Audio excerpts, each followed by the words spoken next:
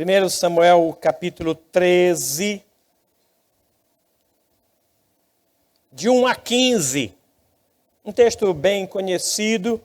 Eu queria tirar algumas aplicações para nós, após algumas considerações deste texto. Um ano reinara Saul em Israel. No segundo ano de seu reinado sobre o povo, escolheu para si 3.000 homens de Israel. Estavam com Saul 2.000 em Micmas, na região montanhosa de Betel, e 1.000 estavam com Jonatas em Gibeá de Benjamim. E despediu o resto do povo, cada um para sua casa. Jonatas derrotou a guarnição dos filisteus que estava em Gibeá. O que os filhos de Israel ouviram, pelo que fez Saul tocar a trombeta por toda a terra, dizendo: ouçam isto, os hebreus.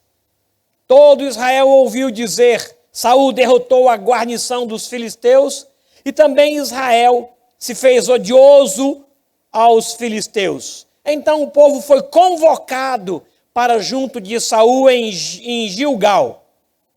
Reuniram-se os filisteus para pelejar contra Israel. 30.000 carros, 6.000 cavalheiros e um povo em multidão como areia que está à beira-mar. E subiram e se acamparam em Micmas, ao oriente de Bet-Aven. Vendo, pois, os homens de Israel que estavam em apuros, porque o povo estava apertado, esconderam-se pelas cavernas e pelos buracos e pelos penhascos e pelos túmulos e pelas cisternas. Também alguns dos hebreus passaram o Jordão para a terra de Gade e Gileade.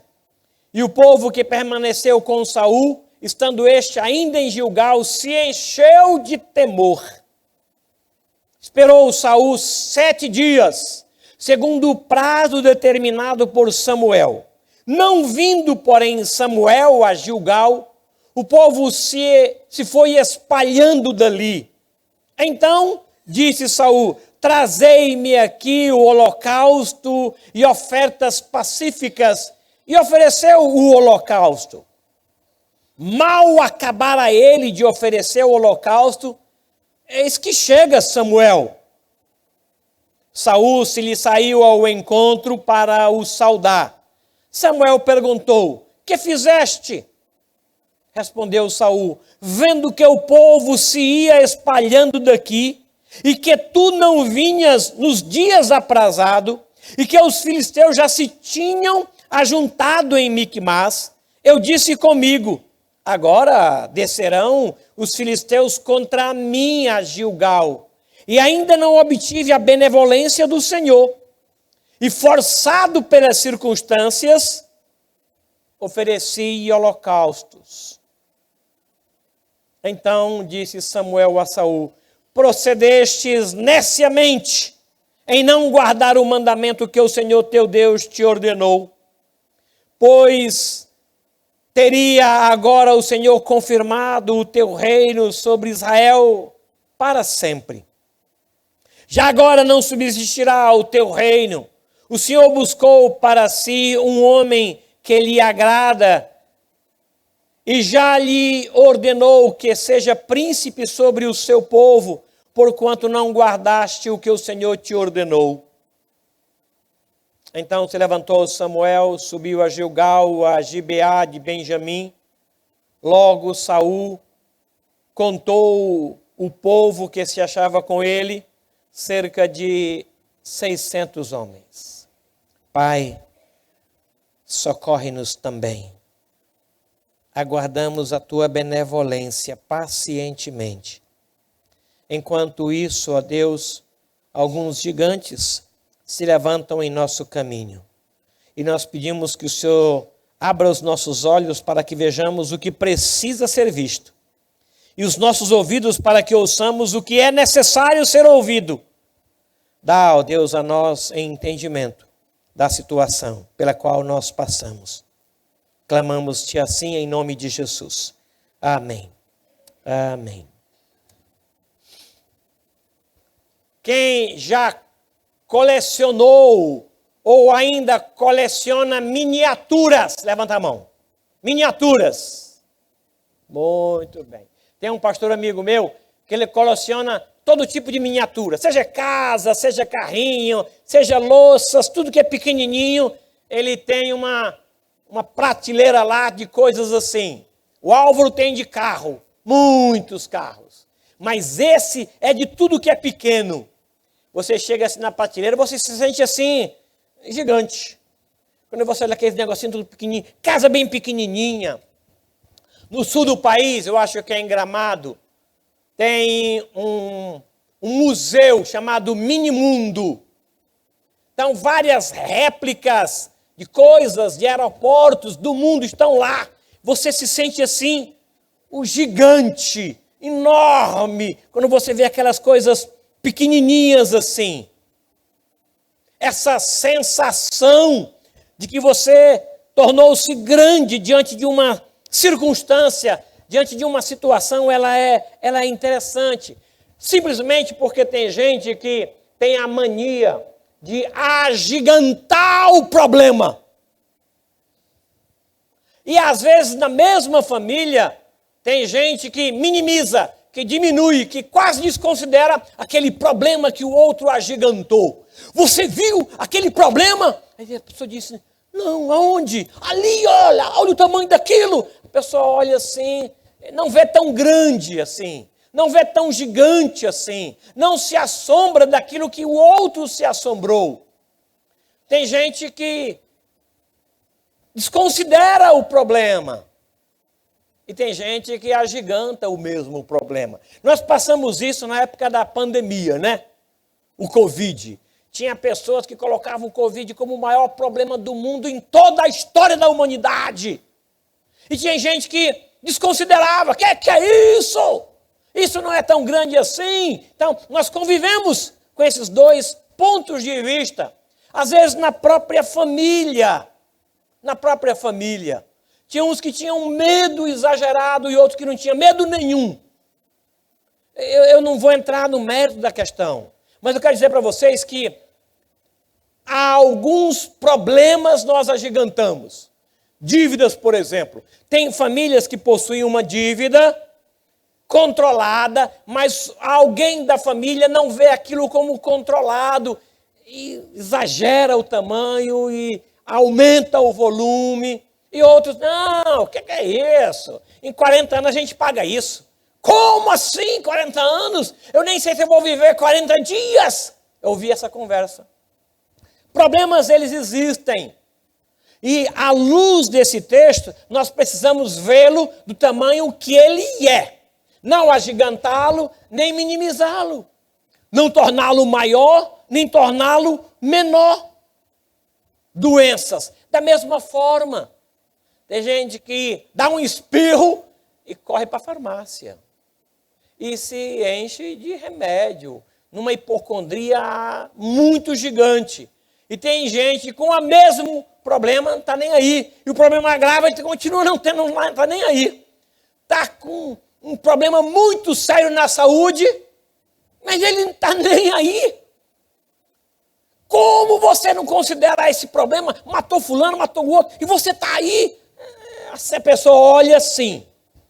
Não estou dizendo que é certo, nem estou dizendo que é errado, mas eu quero chamá-los para discernir o tamanho do problema que você está tendo. Israel e os seus reis enfrentaram grandes problemas, gigantes mesmo. E às vezes eles aumentavam e às vezes eles diminuíam. O texto que foi lido em Números capítulo 13, versículo 33, também os vimos ali gigantes. Os filhos de Anak são descendentes de gigantes. E éramos aos nossos próprios olhos como gafanhotos, e assim também o éramos aos seus olhos. Gente, a diferença de um homem para um gafanhoto é uma coisa assim, absurda. A diferença de volume, de tamanho, de peso entre um homem e um gafanhoto é muito grande. Mas tem gente que tem medo de gafanhoto. Tem gente que tem medo de barata. Não desconsidero o medo, não. Mas barata é barata. E gente é gente. Então eu quero chamar você para fazer uma leitura, não só do problema, mas do tamanho do problema. Saul enfrentou muitos gigantes. Alguns ele encarou de frente e os venceu. Outros encarou de frente e perdeu. Alguns gigantes que Saul enfrentou, ele se escondeu atrás da coroa, disse, não, isso não é problema para mim. Aí mandou outro em seu lugar. Alguns desses gigantes que se levantaram eram de natureza física, outros eram de natureza emocional. Alguns gigantes eram de natureza espiritual. Ele venceu alguns e perdeu outros. Cada um é que sabe o tamanho do seu gigante. Quando Davi foi levar queijo, olha como o queijo é um negócio importante. Foi levar queijo para os seus irmãos, amando do seu pai. Chegando lá, todo o povo estava apavorado. Todo o exército de Israel estava apavorado, porque há 40 dias havia um problema gigante. E esse problema falava, e ele tinha peso, e ele tinha nome, e ele tinha endereço, e ele tinha ódio. E ele se apresentou todos os dias por 40 longos dias e ameaçou Israel, pedindo que se levantasse ali um homem que o encarasse. E não apareceu ninguém, nem o rei, nem um soldado, nem um capitão, ninguém apareceu. E eles estavam se escondendo de um problema que era fato. Davi chegou lá sem experiência nenhuma, encarou o problema como problema. Ele não aumentou o problema, nem diminuiu o problema. Ele disse, esse problema não é meu, esse problema é do Senhor. E eu vou resolver esse problema em nome do Senhor. E esse problema vai cair em nome do Senhor. E caiu o problema, resolvido o problema. Lembram disso, né? Eu creio que cada um de nós tem um problema. Você tem a condição de aumentá-lo ou diminuí-lo, mas eu quero considerar a possibilidade de você trazer esse problema do tamanho que ele é para o Senhor. E você vai ver a solução dele. Eu não estou tendo retorno, então eu não vejo.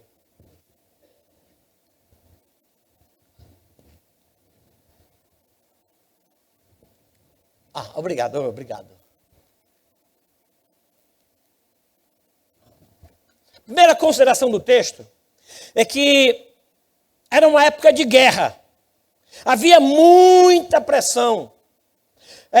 Segundo ano do reinado de Saul, ele então reuniu 3.000 homens. Ele ficou com 2.000, mandou 1.000 com Jonatas para outro lugar. Jonatas venceu, ele disse, olha, nós vencemos. Ele venceu aqui também. Isso aumentou o ódio do inimigo. O inimigo veio grande demais. E eles reuniram 30.000 carros. Você não sabe, tem noção do que seja isso. 6.000 homens montados. E um número de soldados como a areia do mar. Consegue imaginar um problema do tamanho da areia do mar? Ele liberou o povo para ir embora após as 2 vitórias. Ficou com ele apenas 600 homens. Versículo número 15. Então se levantou Samuel e subiu a Gilgal e a Gibeá de Benjamim. Logo Saul contou o povo que se achava com ele, cerca de 600 homens. Versículo 5. Reuniram-se os filisteus para pelejar contra Israel. 30.000 carros, 6.000 cavalheiros e um povo como a areia do mar. É gente! E o povo viu aquilo, era um tempo de guerra. Era guerra. Ele está no 2º ano dele. Ele quer mostrar serviço. Aí parece que ele agiganta um problema que poderia ser resolvido.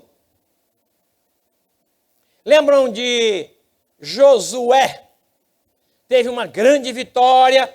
Aí veio uma pequena cidade chamada Ai. Ele disse, essa cidade é pequena, não vamos movimentar o povo todo. E mandou apenas poucos soldados para vencê-los e eles foram derrotados. Você pode aumentar ou você pode diminuir. Era um tempo de guerra. Hoje nós estamos vivendo épocas assim. Não só na Ásia e Europa, mas aqui no Brasil. À noite, se Deus assim quiser, eu vou trabalhar um pouquinho essa guerra como um sinal da vinda do Filho do Homem. Tocar um pouquinho nisso aí. O segundo aspecto a ser observado aqui é que aquele problema tinha nome. Aquele problema tinha endereço, tinha peso, tinha número. E Saul sabia disso. Havia um nome para aquele inimigo. Ele conseguiu definir o nome do inimigo. Aquele inimigo estava próximo dele. Nós sabemos o nosso problema. Eu não sei o problema de vocês, mas o meu eu sei. Eu sei o meu gigante. Eu sei o nome dele. Eu sei o cheiro dele. Eu sei o volume dele. Eu sei o endereço dele. Às vezes ele está tão próximo que me dá medo. Nós temos os nossos gigantes. Quem não tem gigante, levanta a mão. Eu quero dar um abraço em você e me aproximar de você. Eu tenho a impressão que a minha aproximação levará os meus gigantes para você e não tirará os teus de você que não existem. Temos gigantes.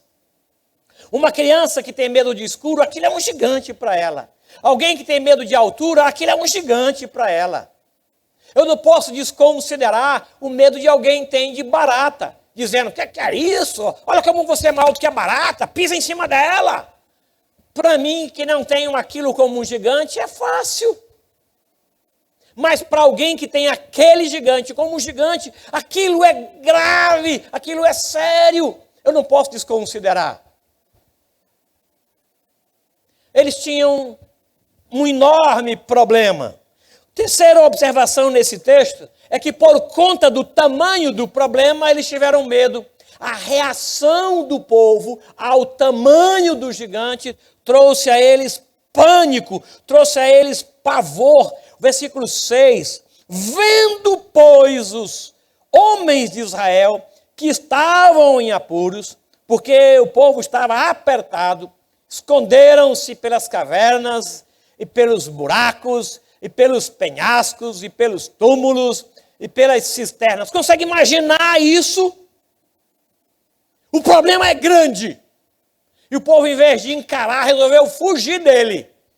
Homens treinados se escondendo em cavernas, em buracos, em penhascos, em túmulos. Túmulos.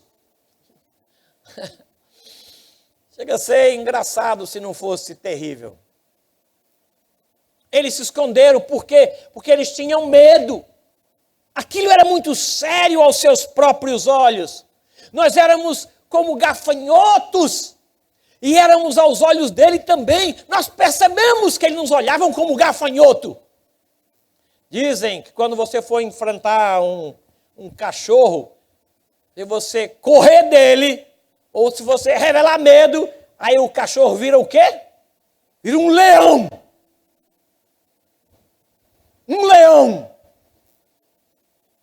Aí ele parte para cima de você como se fosse um leão. Mas se você encará-lo, deixar os medos dentro e não revelar os medos, aí aquele cachorro vira um gato. Aí é o cachorro que corre. Não ponham isso em prática. Eu não assino embaixo. Não me responsabilizo. Olha, eu enfrentei e ele me mordeu. E aí o que eu faço? Eu estou aqui. Mas a verdade é que dizem que quando nós corremos, aquele cachorrinho pequinês, Fox Paulistinha, gente, aquilo vira uma onça. Não tentem, não testem, mas entendam que eles tiveram medo e por conta disso eles se esconderam. Interessante é que eles se esconderam e o medo continuou. O fato de eles se esconderem não tirou o medo.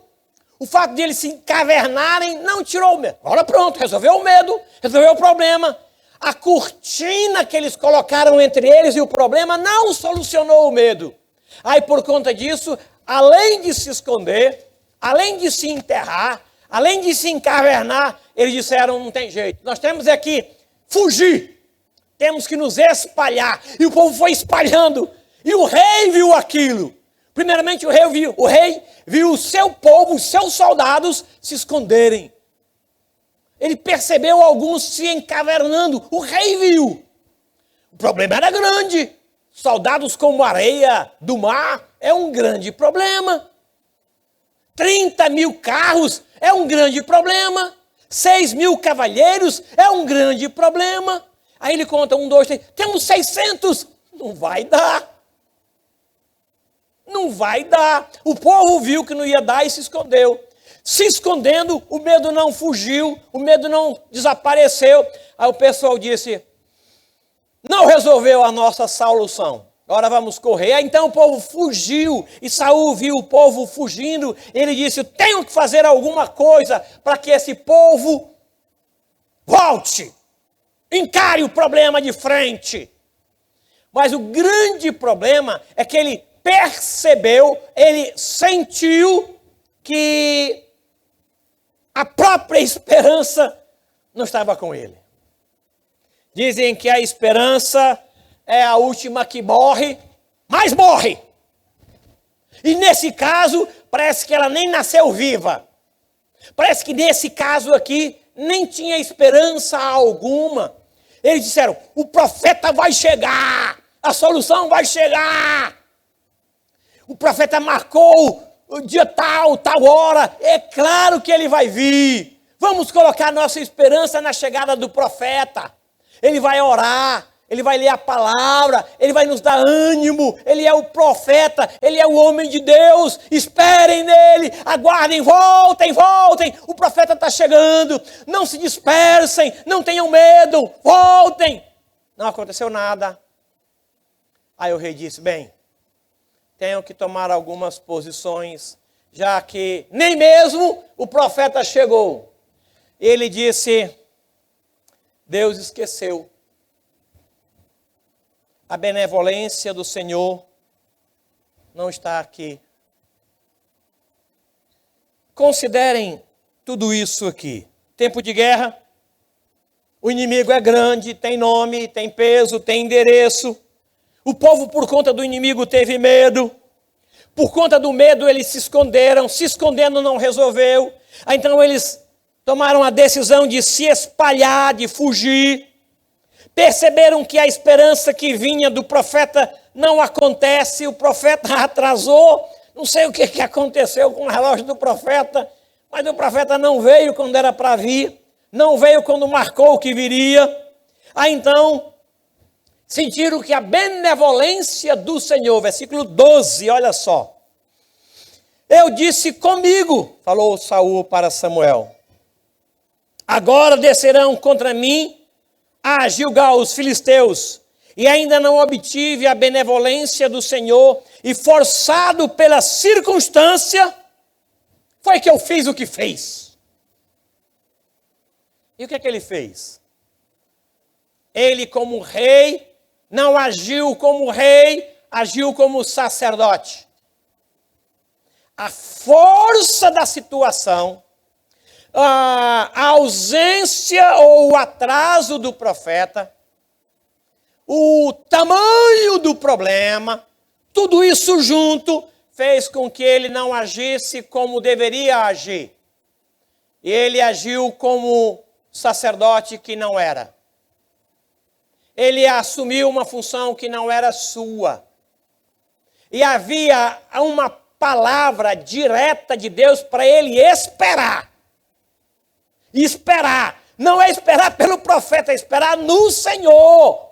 A segurança não estava no profeta, estava em Deus. Está certo que é um grande profeta, é um homem de Deus, mas a palavra do Senhor é para ele esperar em Deus. Mas ele não esperou. Aí o profeta chegou. Olha só, versículo número 8. Esperou Saul 7 dias. Tudo isso aí avolumou-se em 7 dias. segundo o prazo determinado por Samuel. Não vindo, porém, Samuel a Gilgal, o povo se foi espalhando dali. Então disse Saul: trazei-me aqui o holocausto e ofertas pacíficas. E ofereceu o holocausto. Mal acabara ele de oferecer o holocausto, eis que chega Samuel e diz: o que é isso? O que fizeste? Consegue imaginar a cena? Consegue se colocar lá? Consegue se colocar no lugar de Saul? Quando ele comete o deslize, em seguida chega a mãe. Eu falei para você não mexer nesse doce. O dedo está ainda molhado. Mas mãe, eu estava com fome. Mas eu falei para você esperar o seu pai. Mas mãe, o pai chegava todo dia 19 horas. Já são 22 e nada do papai chegar. Mamãe, eu estou com o estômago aqui, ó. Eu estou com fome. Como esperar ainda? Quando ele colocou o dedo no pudim, aí chegou o pai. Aí você faz o quê? Você tem duas alternativas. Primeiro, coloca a culpa nos outros. Foi o que fez Samuel. Saul. Saul colocou a culpa no povo, versículo 11. Samuel perguntou: o que fizeste? Respondeu Saul: vendo que o povo se ia espalhando. A culpa é do povo que não esperou. Eu falei para eles aguardarem, eles não esperaram. Segundo, ele colocou a culpa no profeta. Você marcou que ia vir, mas atrasou. Você não mandou dizer que ia atrasar. Eu esperei 7 dias. Um profeta, um homem de Deus, como assim atrasar? Se o homem de Deus atrasa, o que vai ficar em pé? Se o homem de Deus falha, eu vou colocar esperança em quem? Eu tinha que fazer alguma coisa, porque o inimigo era grande, estava se aproximando, estava reunido, todo bem contado, bem organizado, o problema está aí. O povo se escondeu, de medo não resolveu, o povo fugiu, todo mundo ia ficar sozinho aqui, como? Eu tinha que agir, afinal de contas eu sou rei. Então haja como rei e não como sacerdote. Porque a palavra do Senhor era: espera, espera, espera. Davi disse: esperei com paciência pelo Senhor. O que é diferente de apenas esperar. Espere, aguarde, não se precipite, não faça aquilo que não é para você fazer. O que foi combinado? Não é para esperar, então espere, mas ele não conseguiu. A segunda alternativa, além de colocar a culpa no outro, é apenas confessar: eu errei. Eu errei.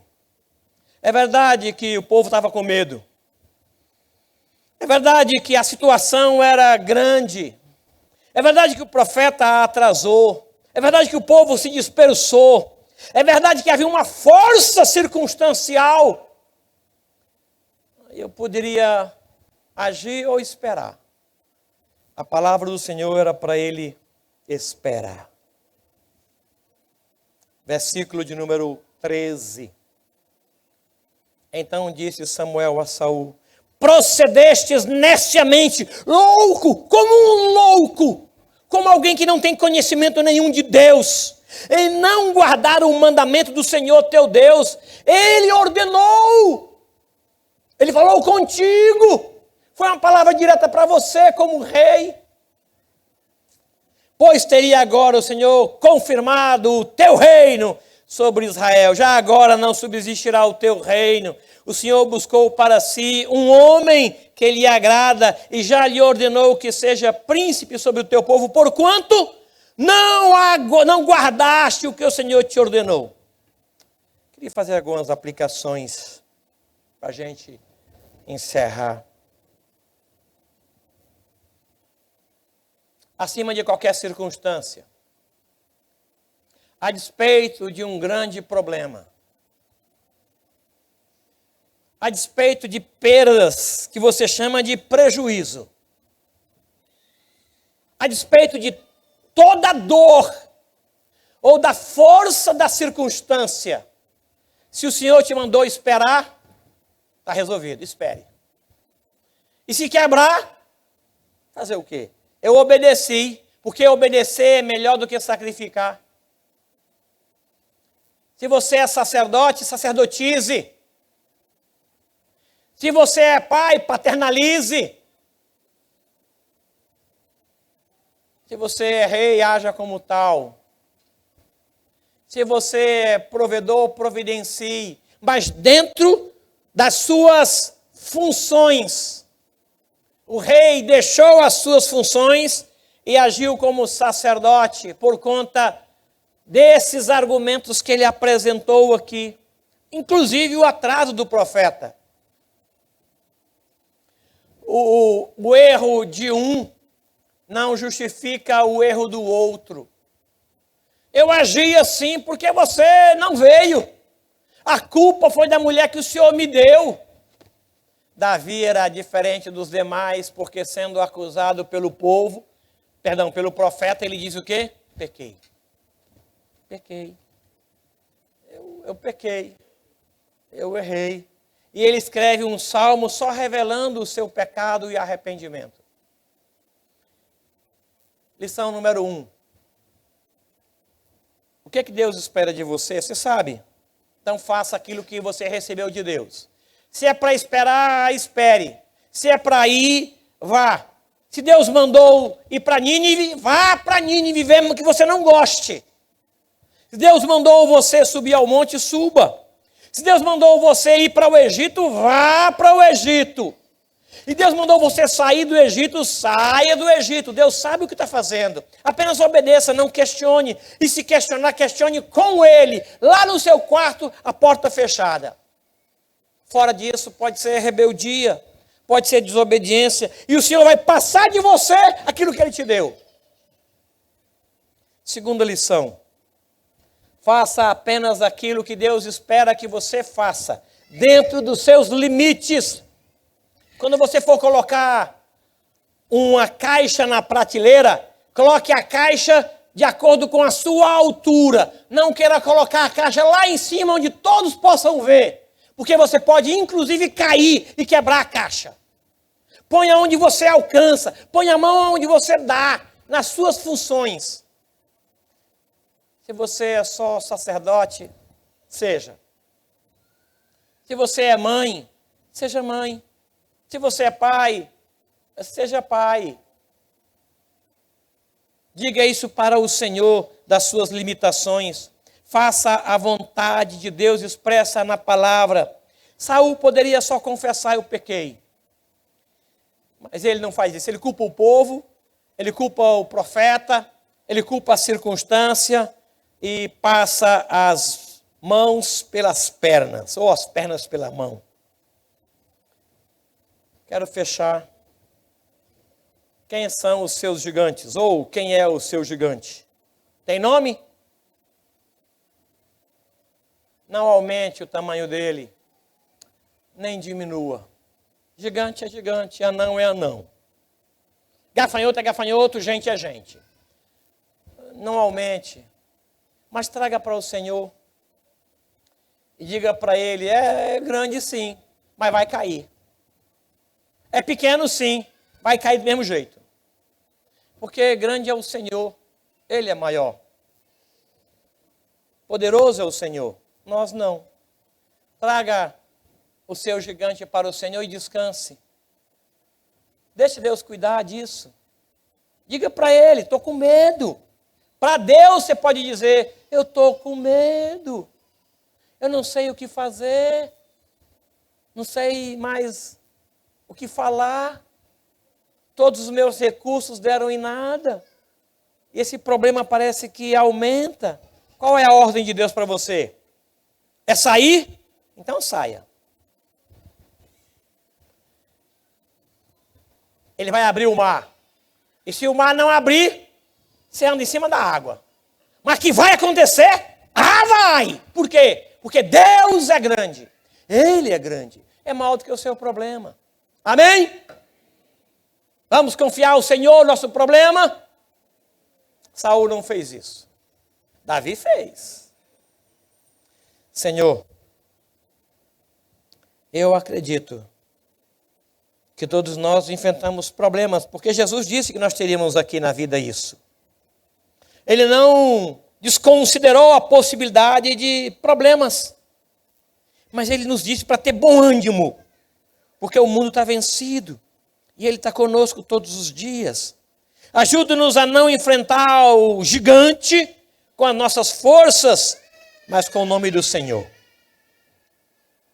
Eu clamo isso por mim e pelos meus irmãos em nome de Jesus. Amém. Amém. Quero convidar os oficiais, por gentileza, que estejam comigo aqui à frente. Nós iremos ministrar a ceia do Senhor.